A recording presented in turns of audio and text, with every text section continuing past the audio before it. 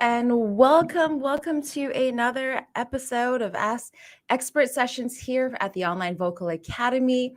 Whether you're watching live or you're watching the replay, let us know, say hello, and let us know where you're from too, so that we can say hello and welcome you. Good morning, good afternoon, good evening, wherever you're watching from. All right, how do you consistently make progress towards your goals, even when your schedule is packed to the brim? How do you stay motivated when your goals seem so far out of your reach? Or what do you do if you have troubles just even setting goals? So one of the reasons why I love music is that it can teach us so many important lessons that we can then apply to our everyday lives. And today's topic is a clear example of this. So if you have goals that you want to achieve, whether it's in music or outside of music, then stick around for this episode because I have no doubt there will be plenty of actionable takeaways for you. Now, for those of you tuning in for the first time, my name is Crystal Diaz, and I'm the co-founder of the Christine Sampson Music Academy, as well as the Online Vocal Academy. Now, the Online Vocal Academy helps busy, non-professional singers from total beginners to those who feel they are out of practice to be able to sing their favorite songs with confidence and skill. Now, we do this and we show them how to have fun and make incredible progress and feel great about their voices by singing for just 10 minutes a day. And we are able to do this because we've created an entirely unique and simple process through our Singers Connect membership that gets you focusing on the right things so that you are already making progress the minute you sing that first note. Singers Connect, now here's the exciting thing. Singers Connect membership is currently open for enrollment. So if you are interested in learning more about our unique approach, and if you want to be part of our membership, be sure to check out singers-connect.com. All right, my guest this month is Richard Ralston from New Zealand. Richard is an accomplished guitarist and experienced guitar coach. He also has a thriving life outside of music as well. Richard is a progress coach who helps 6 to 7 figure business owners make consistent progress, not just for themselves, but also for their coaching clients. I've had the privilege of getting to know Richard this year through a business mastermind that we are both in together, and I always get incredible insight from him. And I just knew I had to get him in as an expert at some point. Now, drawing on from his decades-long career as a musician and guitar coach, as well as his extensive entrepreneurial experiences, Richard has developed a simple yet powerful framework that enables even the busiest individuals to make consistent, fulfilling progress towards whatever goals they set for themselves. A very, very warm welcome to my guest this month, Richard. Hello, Richard. Hi, how you doing? Thank you. Oh, I love it. I love it. Thank you so much for being here. And I was so looking forward to this chat. I know you and I had a chat a couple weeks back, I think, and I was like, I got to get you on. So I've been looking forward to this. Yeah, it's so great to be here. Just really, really looking forward to chatting here and meeting some of your people, and hopefully we can help them make even more progress. Yeah, exactly. All right. So for those who are tuning in and meeting you for the first time, Richard, can you share with us how your music journey began? My music journey began at a very young age. My parents were both into music. My father did music at school. He went on and did theatre and drama, but he always played the violin. He played in orchestras. So I remember as a very young child going along to the symphony orchestra and listening to the symphony play. And then music has just been part of our lives. My grandfather also was a good musician. And in fact, when I was about 10 years old, I got fascinated at him playing the guitar, and I asked him to teach me. So he showed me 3 chords. I mean, I was really little. I could hardly get my hand around the neck of the instrument. And he showed me 3 chords and gave me a book and then said, right, go for it. And 40 plus something years later, I'm still playing. And most of the time, I play most days now, not quite as much as I used to. I think I've still got 15 or 16 students that I teach face-to-face every week, specifically guitar. And that's from absolute beginners at about 8 or 9 years of age, right through to people in their 50s and 60s. Some of those guitarists just want to play rock and blues. Some of them want to play folk music. But where I like to take them is down the whole jazz line. And we'll talk about that a little bit more as we get on as well. So yeah, so that's kind of my background. I went to music school, and my degree is in classical guitar. And yeah, it's been a lifelong pursuit. So that's kind of Richard. You have to tell everybody the other thing that you do with regards to guitar. You actually. Okay, so one of the other things, is this is the first instrument that I built. You build this. Richard builds guitars. Yeah, so I don't quite build as many as I used to, and but you handcraft them. Can you just show us real quick, like what is like up close? Can we just see that you handcraft so you carved every little detail? Yeah, so you can see that this is called an arch top jazz guitar. It's arched on the back, and it's arched on the back and the top. But they're not bent or pressed. You can get them bent or pressed, but this is a solid piece of wood about an inch and a bit thick, and you actually carve it off, and then like a plate, like a dinner plate, basically. And wow! Then, so you don't bend it. You're carving it to that curvature. And then the sides, of course, are bent using steam, and then you bind it, and then this is actually hand polished using French polish. I love it. Yeah. And how long does it take you to make one? Far too long. It's because you're a recovering perfectionist, right? Yeah, I'm not sure quite how I recovered, actually. And people have often said to me, well, how do you make a guitar? And honestly, and there's a lesson, and there's a little bit of a metaphor in this, and in terms of making progress. I mean, obviously, I know how to make a guitar, but at a micro level, I know how to make a guitar. But if somebody says to me, how do you make a guitar? Well, it's like I go into the workshop and I get a piece of wood and I chop some bits off it and I glue some other bits onto it. And if I do that consistently for not long enough, a guitar pops out the other end. It just does. Right. And it does actually feel like that. And there's parts of it, parts of the detail of it. Right now, I couldn't tell you what that detail is. I would have to really think and really focus in. And so it is all about the consistency of it. And that particular instrument, I was working full time when I built that instrument, and I would go around to my dad's workshop, and often it would take me longer to get the tools out and the wood out and remember where I was at and what I was doing. And then I'd get maybe half an hour or so to do some work, and then I'd have to pack everything up again and go home, and that might be 2 hours, So since then, I've had my own workshop, and so everything's just laid out so I can go in and get straight on to the work. But what I found, Crystal, is if I didn't stay in the game consistently, if I had a week or two off because life got busy or I was doing too much teaching or whatever else, and I went back to the workshop, quite often I couldn't remember where I was at or what to do next.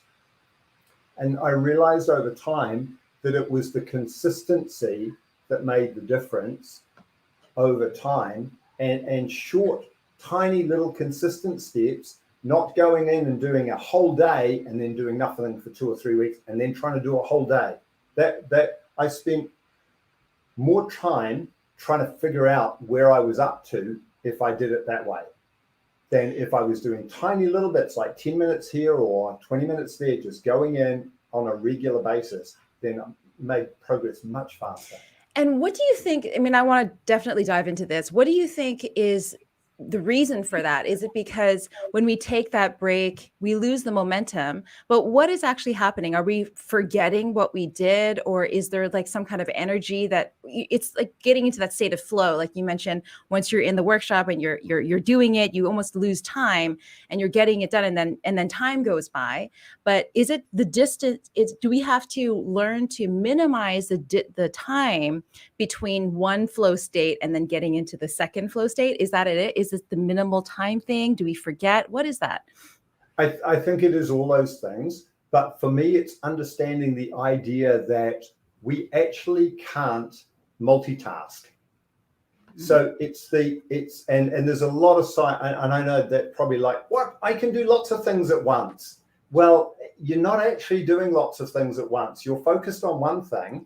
And then while that thing, it's like when we're cooking a meal, we're actually not doing all the things all at once. We might, I'm trying to think, often if I'm making a curry, I will chop the onion, and then I'll put that into saute because it takes a little while. And while that's doing that, I'll then come back and I'll do my rice, and then I'll get the rice on. And while that's going, I'll start to prepare all the other vegetables or whatever we're having. So I'm going from one little thing to another little thing. Now, it looks like there are things going on at the same time, and they are, but they're not things that I'm focused on.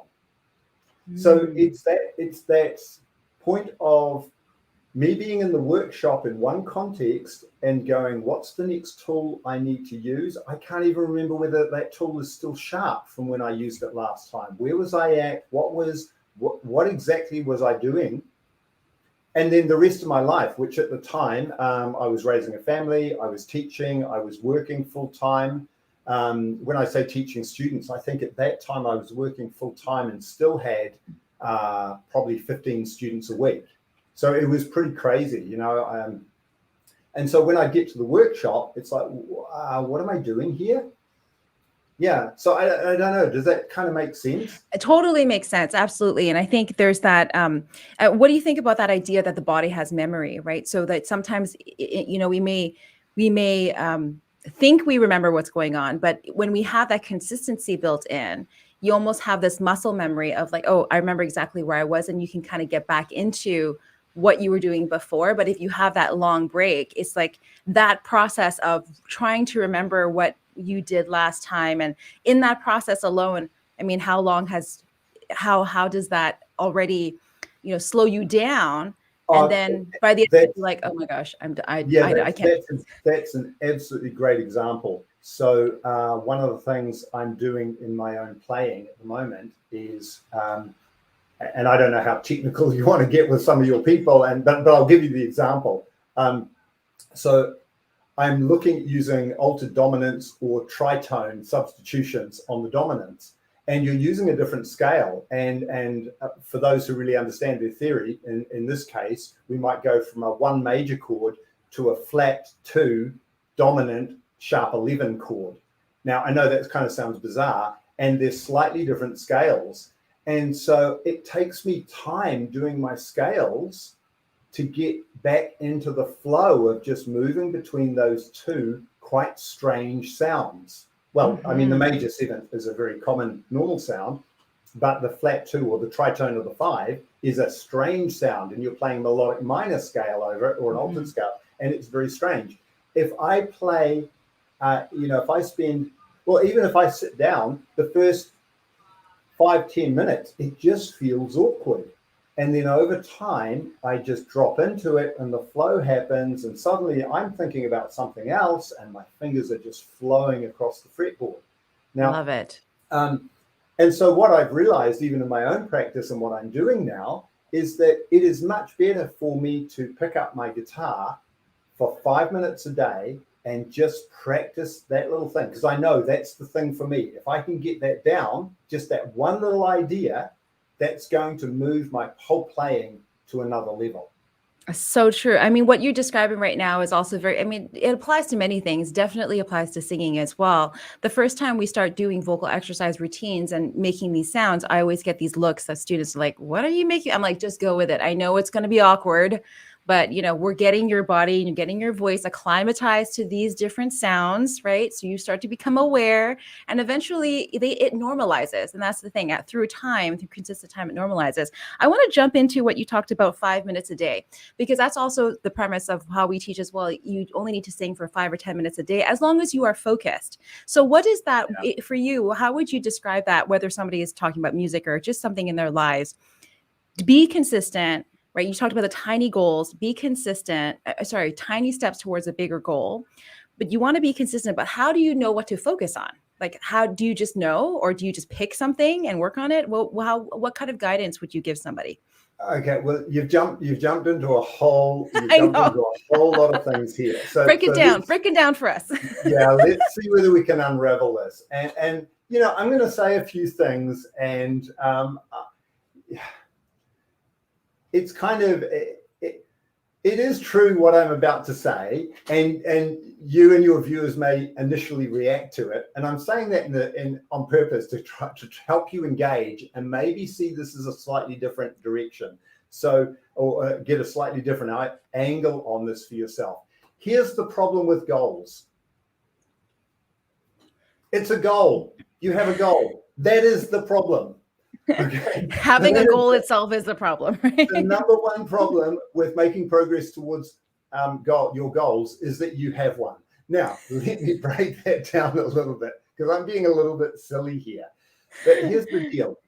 Firstly, there's a guy who's an amazing coach that I really appreciate. And he makes the statement that a goal is not a place to get to, it's a place to come from. Ah. Yeah. So it's like and I'll give you a variety of examples. If I was already a great jazz guitarist that could have a chart straight in front of me, sight read it straight off, improvise over the top of it, what sort of person would I be? How would I be thinking if I had already achieved that goal? And what are the sorts of things I would have done to have got myself there? So that's kind of the first idea around that, is to change our thinking around our goals, that they're not a place to get to, they're a place to come from in terms of an attitude. Here's the second thing. And for any of you who are jazz musicians out there, you will get this.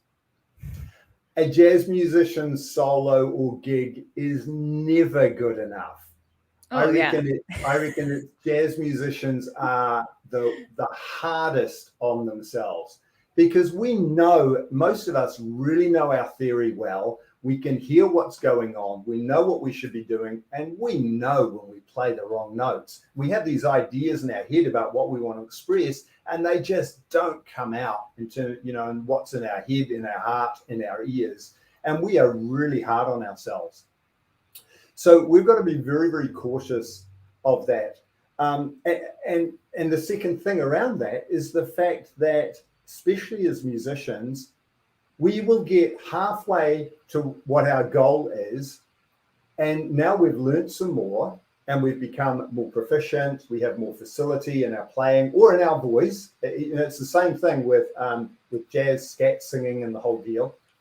All of a sudden now, that goal that we had, we realize that was a limited view of what is actually possible. So we go and move our goals, and we do it all the time. If you're a creative person, you move your goalposts all the time. And we should be moving our goals. Is that what you're saying? We should be. Of course we should, because here's another provocative thing for you. If you have a goal that is absolutely stuck in the ground, and I'm going to be all it if I make this goal, then actually, I don't quite know whether I want to say this, but I'm going to say it. Say it. It's evidence of a limited mindset. Well, what if you're thinking, okay, I'm going to throw something else out here. What if you have a goal and you're thinking, okay, this is my first goal to the ultimate goal? Is that something? Should you always have these mini goals? Is that, and then to like an ultimate? Yeah. So let's break this down. So the way I view it is, I do have a goal that I'm going for. And I do imagine myself being there and what it's like. And then I say to myself, what sort of person would I be? And the way I define my goals is I don't I'm telling you how I'm going to define them and then saying what I don't do. But hopefully this will help. I don't make it binary, black and white. What I'm saying is, I am this kind of person who is becoming better at this, or I am the kind of person who is able to improvise over a chart. I am becoming that type of person. So I'm talking about the journey. And to me, the goal is to be fulfilled on the journey.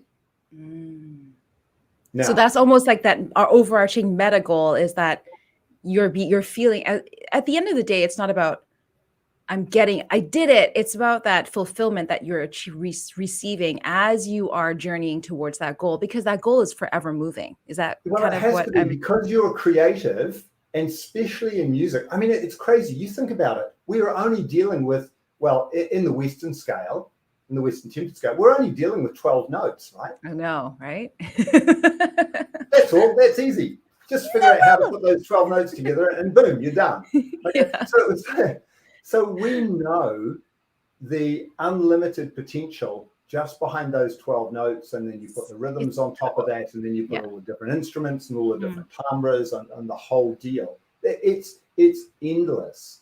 And so I don't want to set a goal that says, hey, I'll be all that when I get to there. What I want to do is I want to have a goal that is heading me in a certain direction, identifies the type of person I am becoming along the way, and then what I do, and this is where it starts to get practical, and then I say to myself, okay, what is the next tiny step I can take to move in that direction? And I treat that tiny step as a beginning, as a start, or as a continuation, not as a be-all. So to me, the goal for me, or the goal is that I'm continuing to get better. My next tiny step is that I will pick up my guitar and play some scales today. It's not. And that's it. Yeah, super simple. Although, let me come back to one step. It's basically, there's two things into it. What are you going to do, and when are you going to do it? That's all. What are you going to do, and when are you going to do it? So for me, it's pick up. For lots of my students, I just tell them the goal is, or the next tiny step is just pick up your guitar. Because what happens is that when they pick up their guitar, they go, oh, well, obviously I'm going to play now. And so they play. And I don't say to them, you have to play for 10 minutes or you have to play for 20 minutes or whatever. We're not saying you have to stop anywhere. We're not saying that you've achieved this thing when you have got to a place. We're saying you've achieved that tiny step on your journey towards your bigger goal, your ultimate, wherever you want to go, when you've started. I love that. I mean, it's the same for singing. You don't have to feel like, so some students will say, oh, I feel so bad, I didn't practice. I'm like, well, did you listen to music? Yeah, I did. I'm like, well, were you paying attention to the voice? Yeah. I'm like, that's a perfect example of that. You know, listening to music, when you're listening to someone's voice, you're paying attention to something that is going to move you, move the needle, you know. But I want to kind of talk about that, the tiny step here, where you're talking about breaking it down into the next tiny step, as you mentioned just now, even picking up the guitar. Don't pressure yourself like it has to be a perfect, practice session. I must get all these things nailed down. The fact that you're picking up your guitar is already something. But what about for our ambitious friends here that don't think that they deserve any kind of self-praise or credit when they've done that one tiny thing? What would you say, what kind of reframe can we give them when we're saying, oh, but that doesn't count? That's not going to move me forward. That tiny little thing that I did. What kind of reframe should we give them in terms of, changing their mindset around that? Yeah, it's a great question. Look, I'm not anti having goals. So, there are some things that we do have deadlines around, and it might be, I might need to learn these lyrics for this rehearsal coming up or this gig coming up, or I might need to, have learned the lyrics, learned the form of the tune or whatever. But the reality of it, and the gig or the rehearsal is at some time. So I need to have developed a certain level of proficiency by the time I go to that rehearsal or that gig, right? I get that. But when I'm building backwards from that, I'm now saying, okay, so the most important thing for me to do is start. And it's a matter of, as I said, what are you going to do and when are you going to do it? So what I'm going to do is I'm going to pick up the chart and look through it. Okay, when am I going to do that? 2:00 on Wednesday afternoon. And it gets scheduled into the diary. Now, when I pick up that chart and I look through it, then I think, okay, well, I did that. What next? And I might schedule in my diary 2 hours, a 2-hour block. But my next tiny step when I first started was just to pick up the chart. And it's like, then I'll go, oh, well, I still have 1 hour and 55 minutes. What could I do next? I could memorize the words. I could start working on this. And it's the tiny steps taken consistently over time that make the big difference. And I guarantee that if somebody starts doing that, as much as we can guarantee anything about the future, and that's huge, but I know that if I can make a start and then I just keep going, I'm going to be a whole lot further down the road, down the journey towards being prepared for that gig or that rehearsal than if I said, right, an hour before the rehearsal, I am going to cram everything I can into learning that chart for that gig. I love it. I mean, so much of what you said there, we're talking about music specifically, but it can be applied to pretty much anything in life. Any goal that we set for ourselves, sometimes, like I love what you said, the problem with goals is that we set them, right? And we have them, right? And we don't know how to execute on them. We just stare at the goal thinking one day. But then we're not, what you're saying is just make one step. And if you consistently through time, you're making those steps, you will see progress. Like it's almost, you can't not see it, right? So you're making these consistent progress. But I want to know, because you are a musician and we're in music and we do other things outside of music as well. Would you say that this practice of getting into this discipline of just one tiny step in music, when we do that enough in one category in our lives, do you think that becomes so much easier to transfer those skills to other areas of our lives, other categories of our lives as well? Do you think that just happens almost instantly? Or do you feel like every category in our life, which is our interest, our health, we have to learn to develop these tiny habit steps? I think it does becomes a mindset and a way of thinking. So what I encourage people to do, again, on a bigger level, let's just say we all have a goal-setting mindset.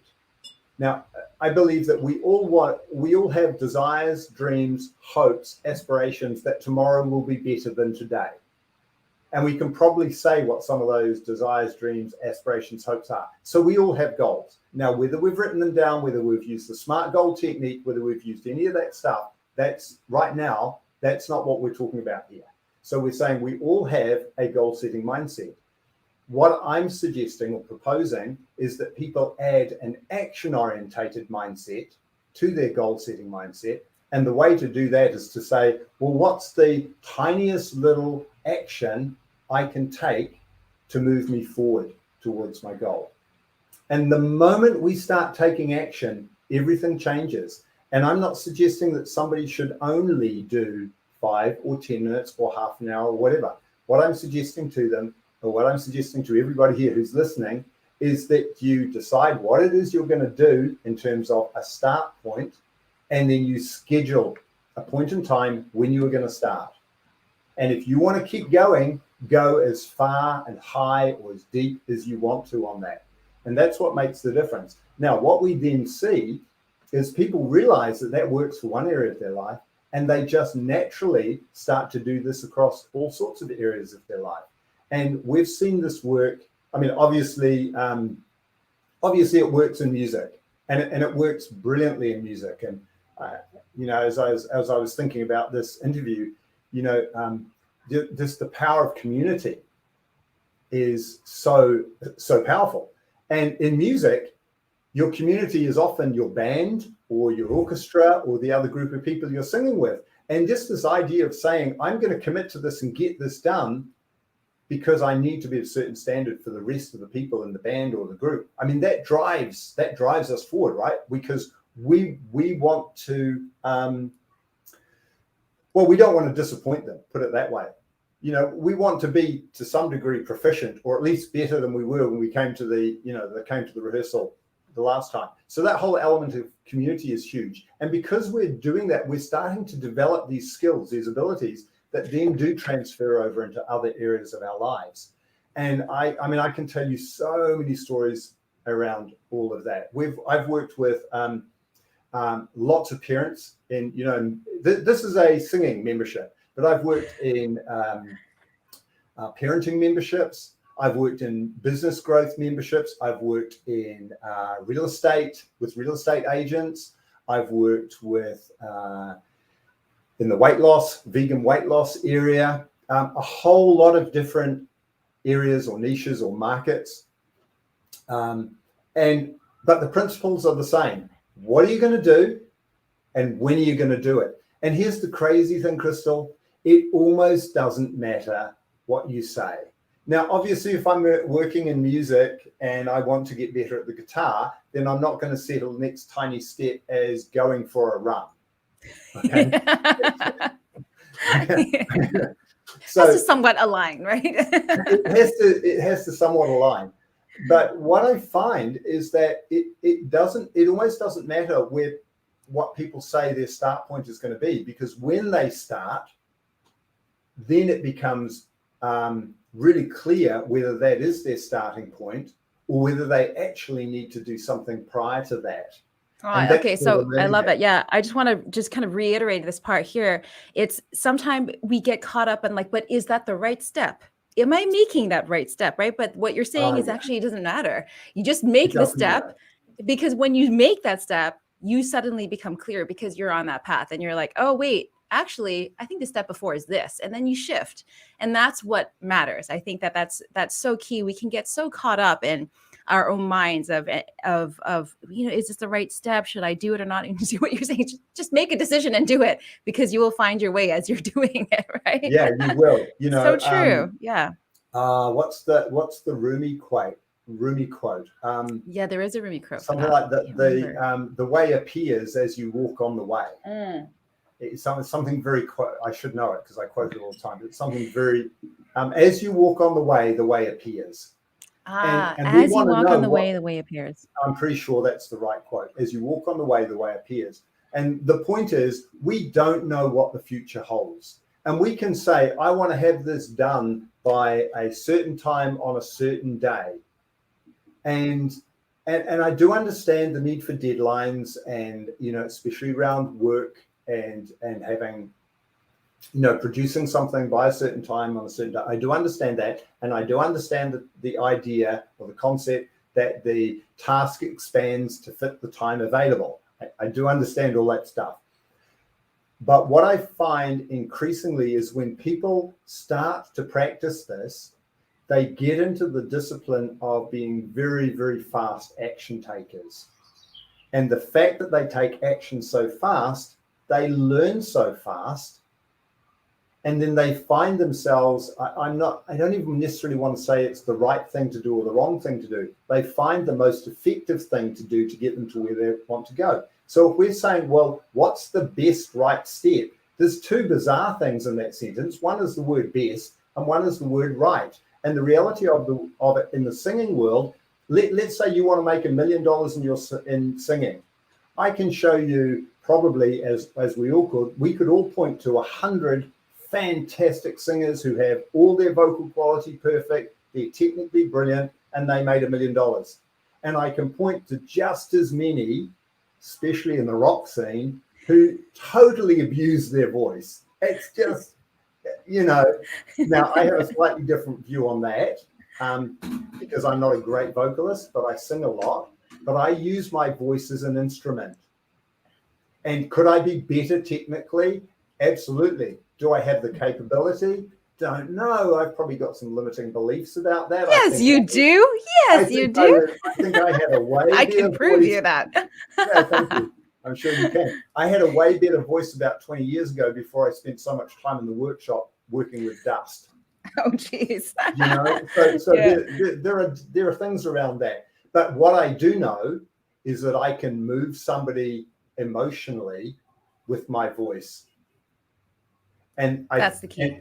And I can have fun. So that's two things. I want to communicate something. I guess I got to be a little careful how I put this, but I don't want to just sing along to a song. I want to sing the song. So I don't want to do karaoke and sing, and that's fun. I get that. That is really fun. But when I do a cover of a song, I want to make it my song, and I want to communicate my message and my emotion. And sometimes I can come away from a gig and technically the gig was shocking, but we moved the audience. We gave the audience an experience, and that's what it's all about. And look, I was teaching a young guy here an Ed Sheeran song the other day, and I was going through it, and I was listening to a live version, and I'm going, Ed played a wrong chord there. And it doesn't matter.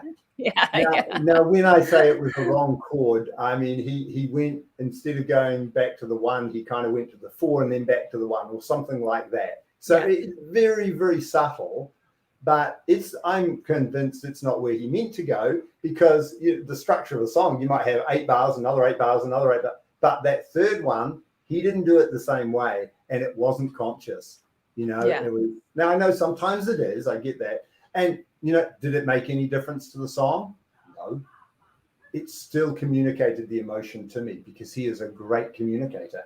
And when he plays those songs live, he's playing them differently all the time. I remember Sting on an interview saying that he hopes that at the end of a tour, their songs are sounding and quite different than they sound at the beginning of the tour. Oh, that's cool. Yeah. Develop and grow, and the musicians grow into it, and so they're on this journey to even discover what the song means. What's the song really saying? And that songs that he's written. Yeah, I love it. And Richard, isn't this what you're saying in terms of the journey, not as opposed to the ultimate destination? If we get so fixated on where we feel that we need to be, we must be like this, we must be like this, we miss out on the key parts. We miss out on the things that really enrich that journey, the opportunities for growth within that journey, just by taking those steps. Hey, Jenny, it says you're here. I hope you'll join us in the Zoom session coming up here. Richard, it's been an absolute pleasure. I could continue talking with you, and we are going to continue talking, because we're going to bring you into our membership and chat exclusively with our members. We're going to dive deeper into these concepts. I love it. But you've given us so much wonderful takeaways. I hope those who are watching, whether live or in the replay, are taking notes, because I certainly am. There's been so many great takeaways and tips here. Thank you so much, Richard, for your time. But before we wrap up this part 1, because we still got part 2 coming up, but before we wrap up this part 1, can you just let us know, how can people stay connected with you, and what exciting things are coming up for you looking in the near future? Yeah. Okay, so look, if I can just leave your watchers with 2 things. Just identify what it is you want to do. That's the first thing. What do you want to do? Or what are you going to do? And the second thing, when are you going to do it? Schedule it in your calendar, because we value the things that are scheduled in our calendars.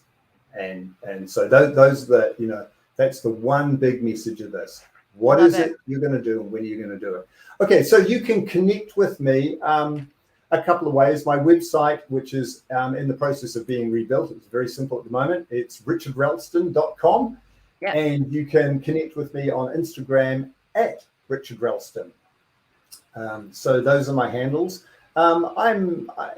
If you wanted to have a look at some of what I've done on Facebook, you can find that at Ralston Guitars on Facebook. If you just Google Ralston Guitars, and you'll see me. I'm kind of fairly distinctive.